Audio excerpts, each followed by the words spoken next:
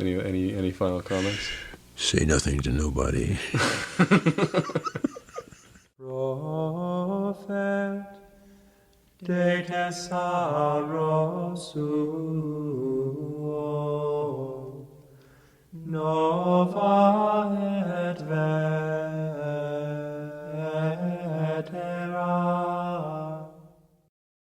Welcome to Nova et Vetera, a special series of Monkcast coming to you from the Abbey archives, in which younger monks interview their elders about what it was like back in the day. We hope you enjoy it. Nova et vetera. Okay, well, I'm a resident of Atchison, Kansas since 1951, Oh, yeah? when I went 4 years to high school, the normal range of time. How about, you start with your name? My name? Yeah. Full name, Barnabas Thomas Senecal. If I'm arrested for something, it'll come into the... And how about profession date? First profession. Mm-hmm. Well, I joined the novitiate in 1957, How about the year you were ordained? 64. All right. And then tell me a little bit briefly about how you came to St. Benedict's Abbey. What brought you here? My dad believed strongly in Benedictines, period. He had three brothers that were priests. One was a Benedictine here, taught French, had his doctorate from Laval. And who is that? My uncle, my brother, my dad's brother. Mm-hmm. Lucian. Mm-hmm. My dad had three sisters who became Sisters of Mercy of Council Bluffs, Omaha. All of them, my aunts and uncles. I have no living aunts or uncles at this point.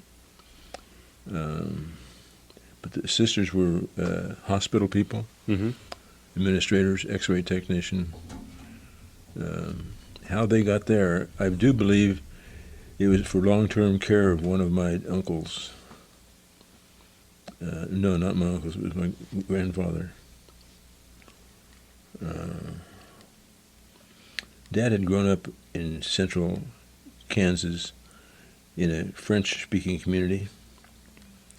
His mom and dad, my grandparents, are buried in Zurich, Kansas, Mm-hmm. which is a little, isn't it? I don't think it's incorporated anymore. My mother was from Topeka, worked for the Santa Fe Railway, like 90% of the people in Topeka at that time. The only education that either one of them had, my parents, was it was a business college. They call it a business program in Topeka. But Dad had memorized. One of the things that current education doesn't stress memorization. My dad died reciting Thanatopsis, the Greek ode to death. I didn't learn that. Okay, so I had my bachelor, my program of theology was here in the Abbey. We had our own staff, highly qualified people. Mm-hmm. I had a degree in history, European history, Mm-hmm. from St. Benedict's. And then I did not complete the master's degree at KU. I tried to do it during summer times.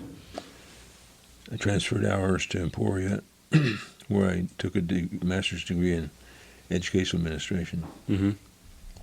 Then spent a long time at Maur Hill, teaching and administering, etc. You got elected abbot at some point too, right? You see, when was that fateful day? It was in 94. 1994. Well, Same year my mother died. Some of these statements may be corrected by fact.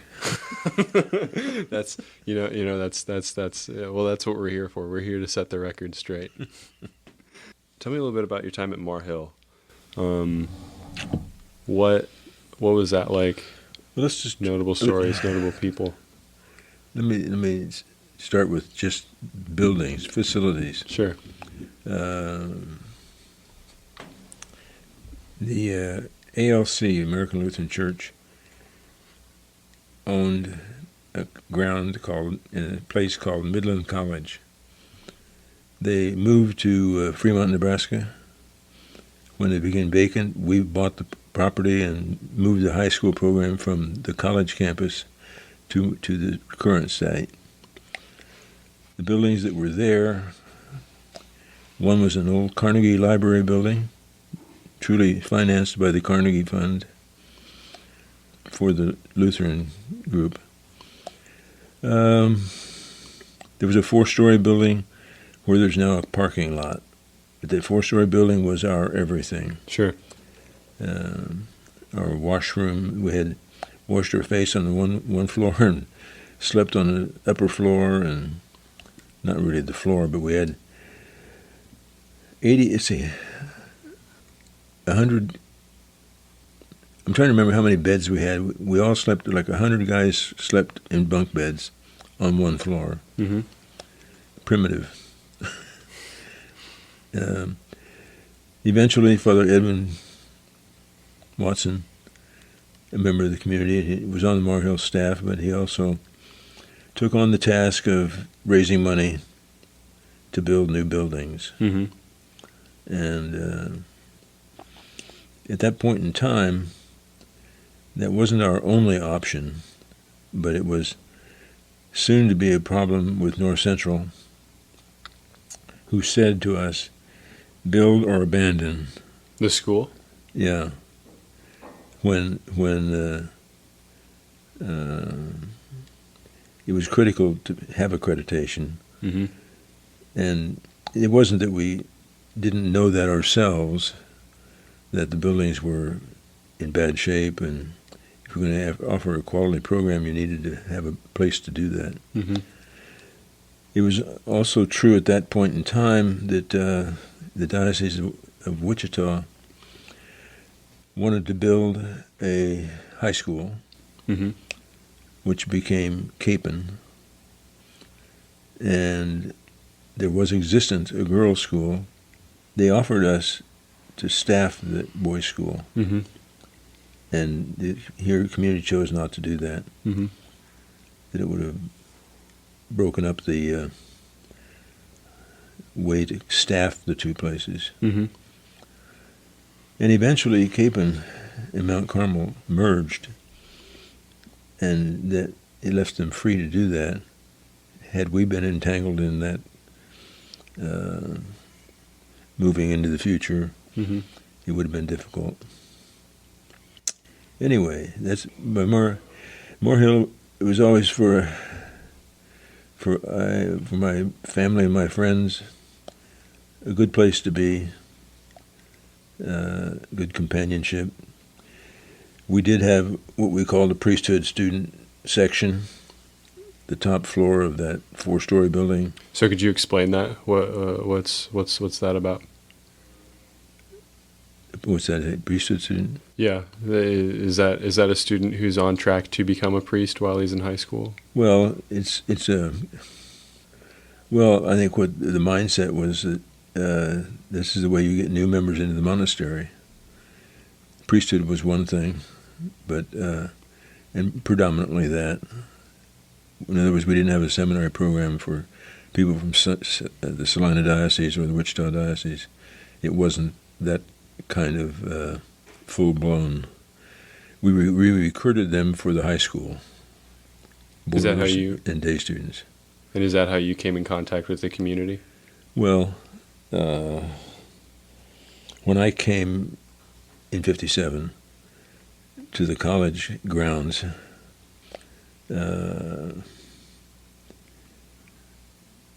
my older brother, Father Gerard, was already a member of the community. Mm-hmm. My uncle, Father Lucien, was already a member of the community. Mm-hmm. And my dad was convinced this is where Nicholas and I belonged. Mm-hmm.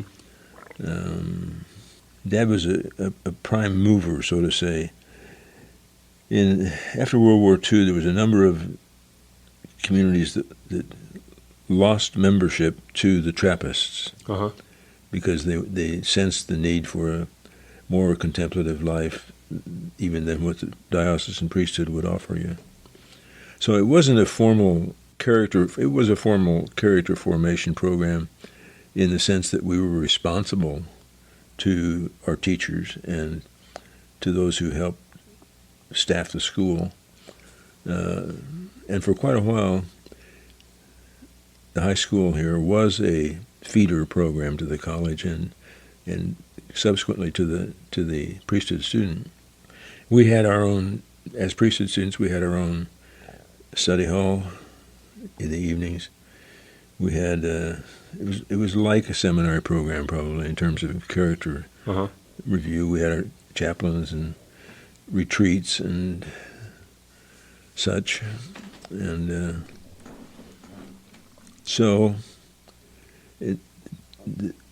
my memory of individual monks who taught there gives me a sense of who I am through what they were.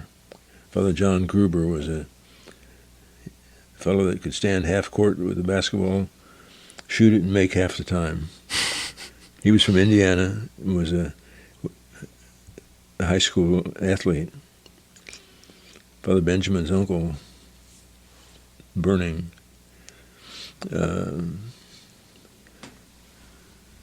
pretty athletic young man. Oh gosh. So what's left of the buildings over there at Maur Hill that were part of Midland College is only the old gym, we called it. It's the Flynn Athletic Center now. And mostly that was built under the Lutherans. The Lutherans went to Nebraska. When they were here, they were a seminary program for their own religious group, Mm-hmm. ALC. That still exists in terms of, there are two Lutheran churches in town. Trinity Lutheran is the Missouri Synod, Mm-hmm. and St. Mark's is ALC. Okay, so that's Atchison is a town that, just a number of people made their careers through railroad or through Pillsbury milling, Mm-hmm. Midwest grain. So there was kind of an industrial base in terms of where did the students of Maur Hill come from. Mm-hmm.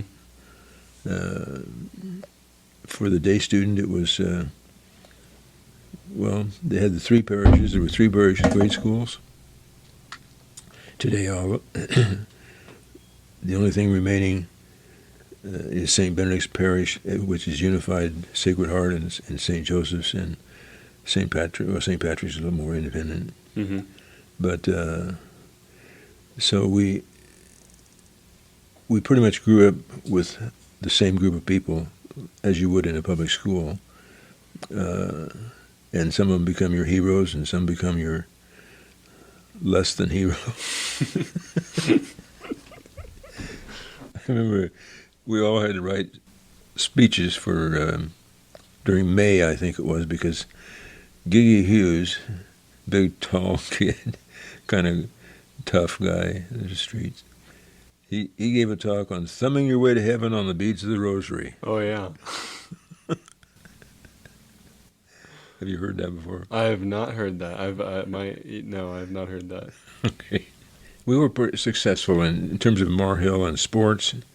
We would belong to the Kansas State High School Activity Association, and so we met all those requirements. Through the years, the enrollment base tilted toward foreign students Mm-hmm. for two reasons. One, we were available to them. We made some modifications to accommodate language. Mm-hmm. We actively recruited in Mexico, and lately recruiting in Asia. So who did recruiting internationally? Father Bruce, Where did he go? Saudi Arabia, Really? many times, Really? probably 18 times. Tell us about that. Well, the reality was that places like Aramco, in order to meet the Saudi government requirements, that they could not enroll an American student in a Saudi school. Mm-hmm. So they offered to pay 60 to 80% of the tuition cost. So we entered into competition with places in England and France, and namely, that money was available to them too. Namely, if I wanted my kids to go to Paris to school, they didn't say no, but there was a kind of a funding limit. But for us, it was quite worth our time Mm-hmm. to. One of the weaknesses of that is that even though they were American students, and a lot of them had based people in Kansas City or in the area, but it didn't develop the alumni stream that people from more of a. Well, I want to say that the parents had not attended our schools, Sure. and so it was a way of broadening who we served. And it was probably 80% Roman Catholic families. But Father Bruce knew them well, and he snuck in masses. You couldn't publicly identify as a Roman Catholic in Really? Saudi Arabia. If you had a rosary around your neck, they'd tell you to take it off. Wow. So that there were some solid connections made with people, although they may not have shared our faith, may not have shared. I remember Pat Riga he grew up in Saudi Arabia and was used to playing golf with red golf balls because the sand was white. Not white ones? The sand was white. Oh, there you go. They had to find the ball later. We had some wonderful sports teams. We won a state championship in golf many times. Uh-huh. Football, we won the state championship a few times. So not everyone who came from Saudi Arabia or not everyone who came internationally was Catholic at that time? There were some. There were some who were Catholic, or there Yeah. were some who weren't? Yeah, in some periods of time, on behalf of the Saudi, they didn't want us recruiting the non-Christian into a Christian faith. Sure. And it only really became a problem with Ramadan and times when parents were sensitive about proselytizing. Yeah. If we wouldn't accommodate the diet, what would we accommodate? It made for a difficult chapel experience Sure. because, Tell us about that. well, again, we really didn't try to make converts out of them, nor were they that interested, probably. Sure. But depending on the staff that we had, there would be a time when, or maybe a parent who would arrange for someone from their own spiritual background to come in on Sundays. They would offer reflection or discussion. It wasn't always the right thing to do to have them sit down in chapel and be quiet Mm-hmm. with us, Mm-hmm. because then nothing really happened Mm-hmm. good. But anyway, for the most part, I had the title of headmaster, but we also had a dean of studies and a dean of students. Ed Stork was our dean of studies for years, graduate of Benedictine, Mm-hmm. biology major. Well, let's see. Curriculum-wise, in those days we had pretty much a classic approach, although we didn't. I think we taught Spanish for quite a while, but we never attempted to teach in the age. It became more of a reality when we had Father Martin Taylor developed a English language program, Mm-hmm. so that these foreign students could take the TOEFL test, Mm-hmm. test of English as a foreign language, Mm-hmm. and gain admission to the university on a qualifying score. So there was quite a bit of emphasis on that side of the program, academic program. Then that changed to where we had, in Saudi Arabia, eventually they started hiring Pakistanis and others who were qualified to do the same kind of construction work that Lockheed and others had been doing. Mm-hmm. And it gave us a breadth of, the long hair syndrome. Was it the 70s? Well, yeah, during that period of time when, and there's always some saying, well, you don't make the same requirement for this foreign kids. I said, well, I think we do. Discipline was always, you try different ways of approaching kids. Sure. Some, we used, you'd use our study after classes were over, or we used to have a detention, and then we used to have work study. And but as time passed, it seemed to me that young people who came through our school sought admission to college campuses, programs, succeeded in what they were doing. Mm-hmm. Do you have any interesting stories about disciplining students? The classic struggle with seniors was kegers. Oh, really? And you had parents that would say, and it would be universal in the country here, I'd rather he drink at home than drink out on the road or something. Sure. But on the other hand, there's a lot of jeopardy involved if you've supplied the beer for him, or if you. And when I resigned at Maur Hill as headmaster, with Abbot's permission, I said, I think I have served all the homecomings and weekend arrests that I need for judgment. And I don't know what I said, but it's in writing somewhere. There you go. Because I found the letter the other day, my resignation letter. Uh-huh. There was a good spirit among who was there at the time. The only Benedictine still alive who worked any length of time at Maur Hill. Who would that be? Camillus was one of the last to die. Mm-hmm. Albert never worked at Maur Hill. There was kind of a divide there. I mean, you were identified. I was identified as a Maur Hill priest.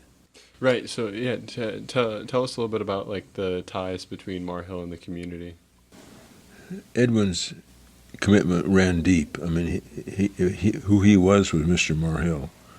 I mean, he traveled as any president of a college would, organizing events.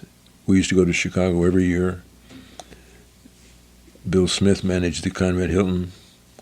He'd put us up, the League of St. Maur, 20 people. He'd put us up in the hotel. Mm-hmm. And we'd have a dinner dance. Mm-hmm. And some of us heard this working up and down the elevator with other groups that would come in to spend the night. It was one of those deals where Mike Murphy, who was the head of the like Yellow Freight, but it was a different company, and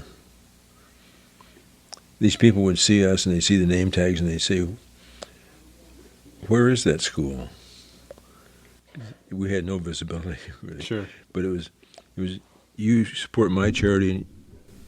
If you support my charity, I'll support your charity, which meant I'll buy some tickets for your raffle, or I'll buy some tickets for your meal. Who every year got hit up by our patrons to buy tickets. But Edwin worked hard at that. And there's still a lot of loyalty in terms of the older group. The younger group, Phil Benowitz restarted the League of St. Maur, Mm-hmm. and he put an annual expected donation, and that built up a pretty good group that even today. Moore Hill was, to some, they would say we should have left and gone to Wichita. That you don't hear that. No, I mean, Sure. but there was that reality of the 4-story building was in bad shape. Mm-hmm. We used to say we lived in the basement floor with all the crickets and other animals. Oh boy. Sounds like Another story. You know, the Mexican sisters cooked there for years. the Guadalupanas. Yeah, Okay. they came. Abbot Cuthbert had a lot to do with some of the programs of the past, and Cuthbert was an Irishman. Father John was the priest who said Mass for the sisters in the morning. Mm-hmm. The building that was our dining room and was their chapel was torn down probably 20 years ago, but it was one of the Midland College buildings. And one morning, there was nothing on the table to eat. Madre Esther says, Father John had forgotten to get up that morning to say Mass. And she simply said, no Mass, no meal. Oh boy. So if the sisters didn't get Mass, y'all weren't going to eat. Yeah, that was true. It didn't happen very often, but it was one of the stories that we lived with. Oh my goodness. John would whistle. That meant you can come on in and eat. Little patterns that happen. We had peanut butter jars on the table. Not every day. And let's see, when he did collect the peanut butter jars, if there was one short, nobody left the room. No big deal, but it makes a statement about how guarded our diet probably was. Yeah. Or limited. There you go. Oh, my. Anyway, how are we doing? Well, we're doing great. I'd like to hear a little bit about your own experience in formation. Just tell me about what it was like during your time here as a novice and a junior monk. Who are some of the notable names, notable faces that you got to associate with? Like I say, we had our own school of theology, including some look at canon law and sacraments and history. Father Victor Gilhouse was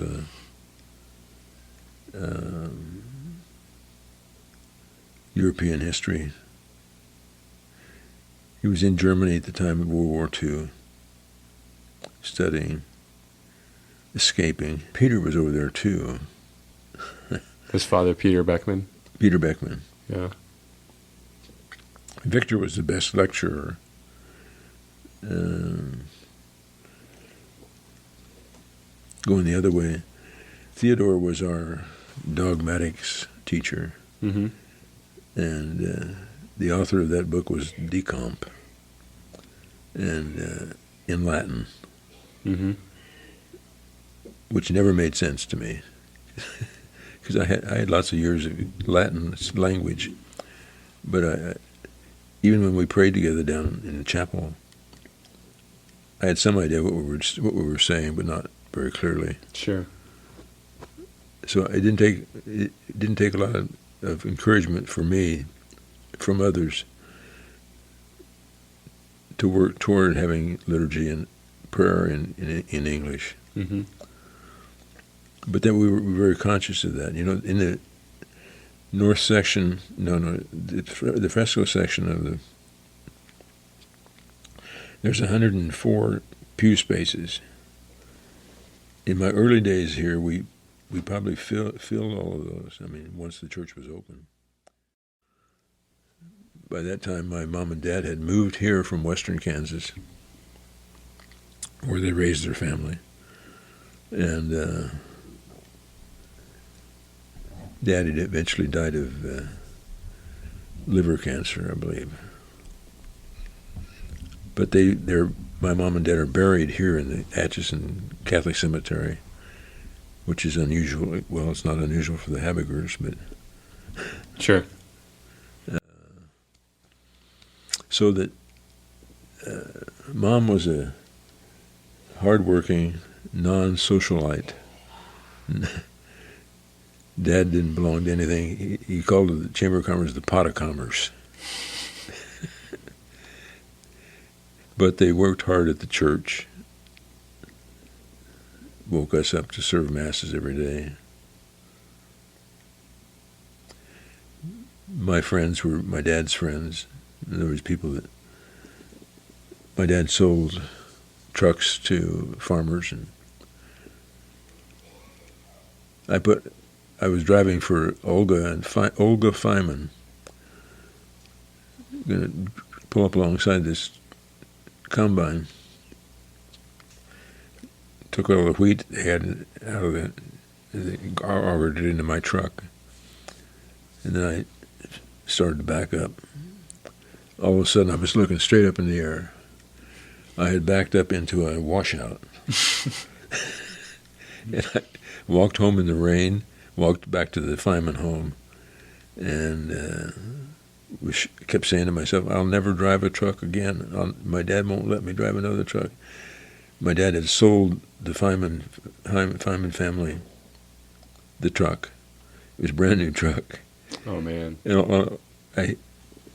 It slid, it bent the running, what do you call them, the outside the door, the step? The running boards? The running boards.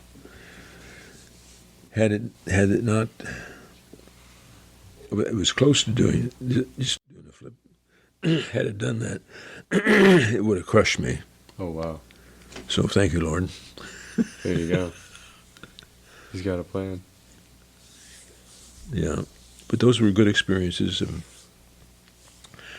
We didn't live on a farm. We lived in our little town, and I grew up sacking groceries and working for $10 a week, I think it was. Money wasn't the big thing. It was some really hand-on. Do you ever know what it means if I said that I candled eggs? No. Oh, sure. You hold it up to the candlelight to see if there's chicks in it, right? Right. Yeah. Yeah. I prided myself I could carry a box of 30 dozen eggs on my shoulder. Come up to that machine and do that. But some of those work experiences were part of who I became. Sure. We had my twin brother delivered the Denver Post, and I delivered the Omaha World Herald in Atwood. They could practically drive down the street and give their. Not everybody bought the paper. Sure. But we collected the money to pay the bills. You got to know people that you wouldn't normally. They're an age group that would be beyond your. They might know my parents, but they wouldn't know. Although Todd Lawson, I'm good at remembering names. Todd Lawson ran the Western Auto Store. And he got me aside one day and he said, Tom, you and your brothers ought to stay here and go to school here and be part of our athletic programs. My dad wasn't very impressed with that. I said, Todd would like to have us go to school here. Oh, yeah. He saw things like that as threats by the Masonic people. He had no use for Masons. That comes from their French history, I think. Namely, if there is anything institutionalized around the 4th of July or whatever day it might be. And it had its impact. The Jehovah's Witnesses in Atwood were mostly fall-away Catholics. Hmm. They stand out on the corner on downtown, giving away their Watchtower magazines. Sure. See, now, if I lived in a bigger town, I wouldn't have had those little experiences, Sure. probably. Sure. There's a pretty strong Bohemian population in that area, Kansas, and other communities. Micheks, Kachurik, Janishek, names like that. Vap. And of all things, today, those 3 men that stopped after Mass, one of them said, Atwood. I have no Lake Atwood. Mm-hmm. I thought, oh my God. By that time, it was no longer a swimming hole or a fishing place, but a seed bed for wheat. Namely, it dried up and they drilled it. Anyway.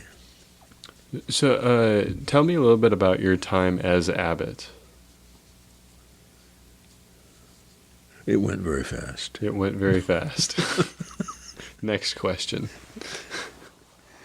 Well, frankly, I became abbot after 30 years being ordained and not living in the monastery. Yeah, tell me about that. What was that like? The beginning, I mean. Well, I decided that what I needed to do was listen to people. So, because we were going through it, trying to evaluate how do we retain and yet back away from parish commitment, pastors. I've always maintained that if we lose that, we lose something of who we are and what we add to a geographic population. We're not going to change the world, but you never know. Well, you got to start in your own backyard. So I just on my own said, I'm going to put these 6 guys together, and we sat in my office and we talked about, what do you think I should be doing as the abbot? And I think I followed through with that as a guideline and I knew most of the people. It wasn't a matter of bringing in an outsider to be the abbot.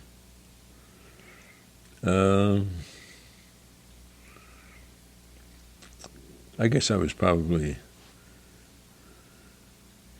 I don't want to say conservative or liberal, but I didn't say, no, we're not going to talk about that, whatever that might be. Sure.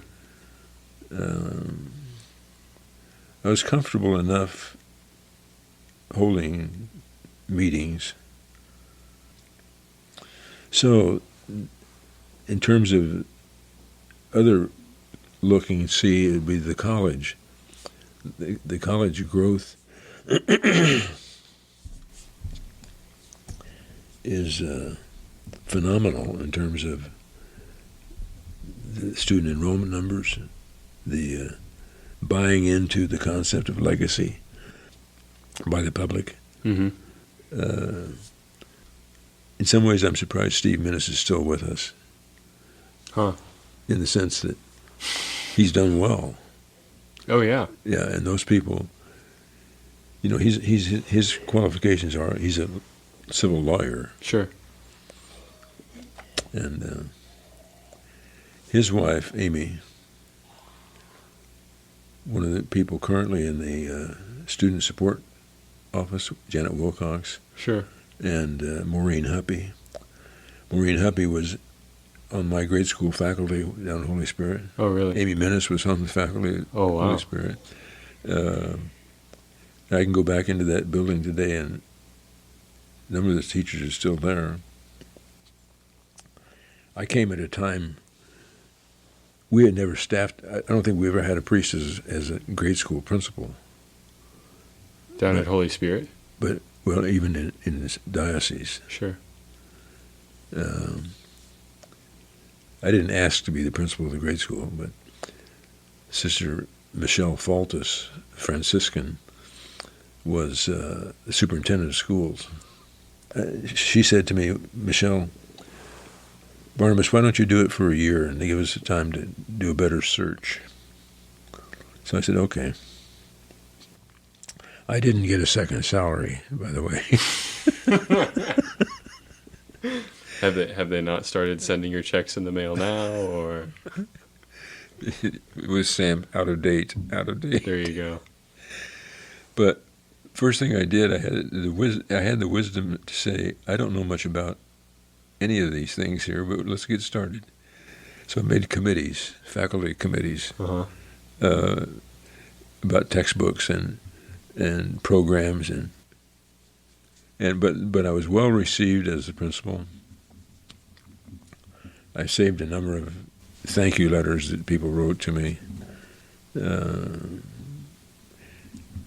because of the way I listened and made decisions based on what they advised me to do. So anyway, that was a good experience, a good transition for me from, I've been 24 years in high school work, and then I did that 2 years at Holy Spirit. And you were there with Father Albert, right? Albert was pastor. And he just died recently. Tell us a little bit about Father Albert. He was let's just start. He had experience of rural community more than city backgrounded people. But he had patience. Those years were tough years to find good catechetic teachers, people who knew some material that they could present and talk well. So we listened to the people who at St. Joseph's in Shawnee,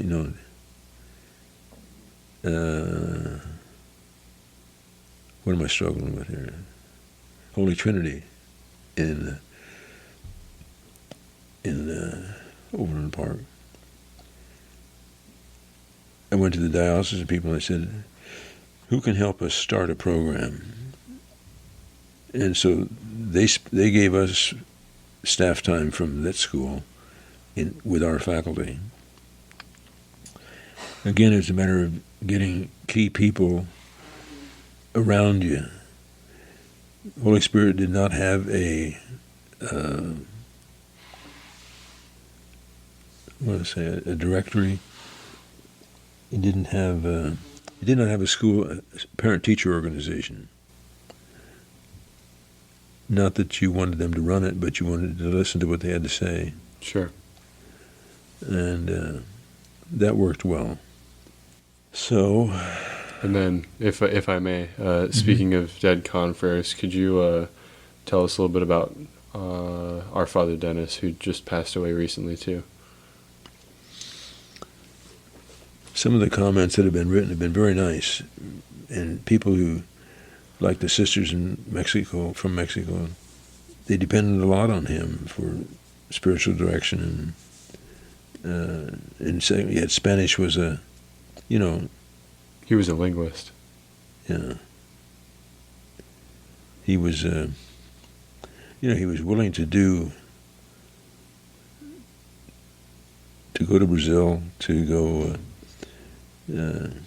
He wasn't rooted in one way of life, but he brought something to the communities that he served.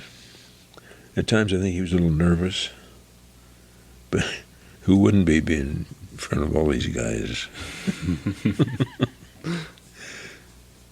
Tommy Meade. He was a good man. Well-read, supportive. Something that has very little visibility to you or I today is Happy Hearts, which was a mixed-race preschool program that Father Kieran McInerney started, and he and Sister Rebecca Heidlich. Kind of a Montessori school. Sure. But they went around to the community, of the black community particularly, and provided a ride for these kids to school in order to get black and white kids together. And I think that's part of the social history of Atchison, segregation, and what do we do about it? Mm-hmm. That was a time when the high school shut down for a while because of the hostility within the high school student community. Which high school is that? Atchison High. Gotcha. Yeah. Yeah, there were some tough times. And I think all of those things put together all the pieces of the puzzle. It's a wonder we are in the healthy condition that we are in. Mm-hmm. I really respect what I keep saying, 5 or 6 guys. How many you would count as your group today? You guys are just fitting in like there's it's wholesome to see how you fellows pitch in and do the dishes, and it's all very homey. Sure. Yeah, so actually that's a pretty good question too. Tell me a little bit about your hopes for the future of the community. Future of the community. I respect very much the way Abbot James maneuvers his time and gets his homilies written. Really, I mean, I was afraid of that for myself. And then, namely, talking to Maur Hill kids and Maur Hill staff even was the task of relating to the monks. I guess the word I struggle with is professionalism. Don't try to make a teacher out of somebody that's not going to be a good teacher. Sure. But I think the community could become uprooted if it. St. John's is going through the same thing. They're closing down parishes, or not closing down parishes. They do not have staff for the small parishes around the monastery. Mm-hmm. And so the future of the community. Brazil has always been a source of optimism and a source of refreshing, a place where creativity could be, as well as conformity. And I mean by that, Eric Deichmann was just amazing in his almost audacity. Namely, he didn't know Portuguese very well, but he knew quite enough to influence people who even set the market price for grain in Brazil. Here's a kid from Kansas City, Missouri, near the Rockhurst campus. Probably never set foot in a farm, but he came up here as a brother. Brother Philip was his first name, and improved our vineyard. We had a vineyard at that time. He studied mathematics in the college, and taught at Maur Hill. But he was an innovator. He and Dwayne helped start a college, Collegio. Eric actually assisted and became a part of an agricultural revolution in Brazil. He said he would get a busload of people, men primarily, from Brazil, and they'd come up to Florida.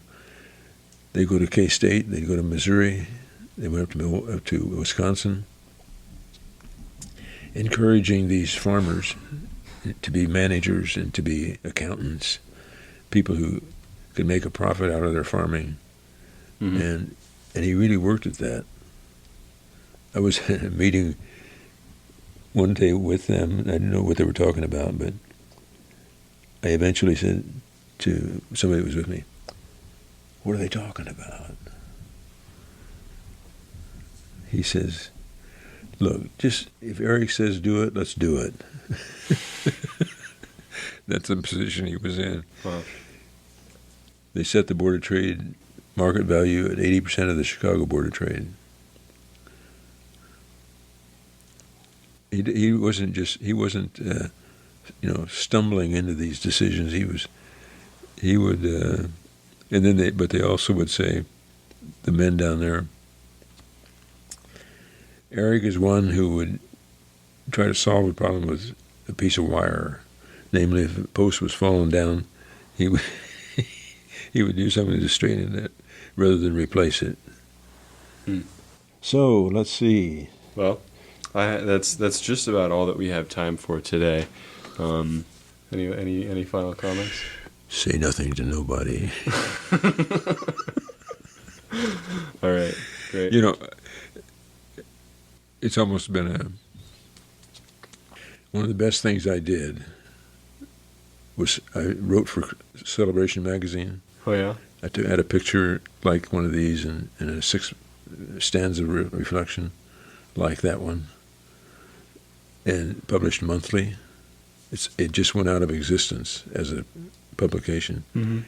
As is true of so many church magazines, there are fewer pastors reading weekly, or I don't know how to say that. Periodicals. Yeah. This was called an ecumenical liturgical magazine. Pat Marin was the editor. It came into being alongside an NCR, National Catholic Register, National Catholic Reporter, NCR. Pat Marin had taught journalism here. When he got down to Kansas City, he took the job of helping put Celebration together.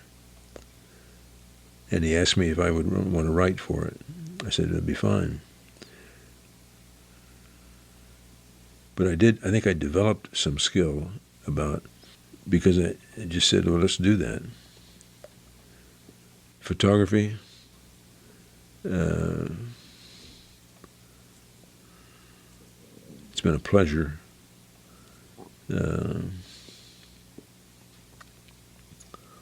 Just coincidentally, with the people that came into focus for me, Luke Letourneau, which is the printer of the pictures, Mm-hmm.